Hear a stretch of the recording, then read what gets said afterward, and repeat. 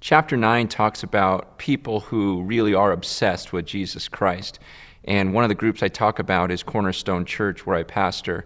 I talk about how there are people there who have just absolutely come alive. They've moved out of the lukewarm lifestyle, and they're on fire for Jesus Christ. One of those guys is my friend Ron, and I want to introduce him to you on this video. Hi, my name's Ron Regenstrife, and I'm the CEO of a company called Regency Lighting that has 6 offices across the United States and is becoming a very, very large and successful business. This last 3 years, I believe we began attending Cornerstone regularly about 3 years ago.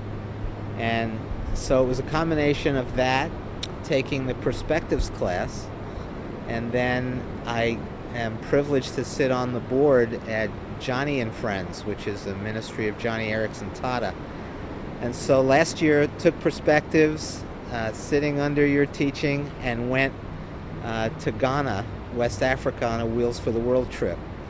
And the combination of those 3 things have just kind of brought me to a point in my life where I have recognized that, coming from a place where I had so little, and then being the recipient of God's blessing over all of these years, for some reason I feel like I kind of lost sight of what really is important. Not that I lost sight completely, but I kind of missed something. And this focus and emphasis that Cornerstone has placed on a global perspective, I think, has just been essential in my life. And I'm looking at my life now and recognizing how much attention and how much effort I have expended in doing things for myself. So after I got back from Ghana,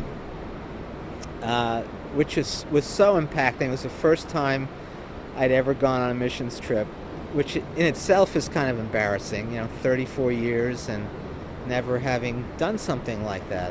Where was I? Where have I been all these years? And so one day I find myself in my closet in my room. I'm looking over at my pants, and I'm kind of very organized. I like to have things, in a row. So I have all my pants lined up. I said to myself, I wonder how many pairs of pants I have. So I'm going to count them.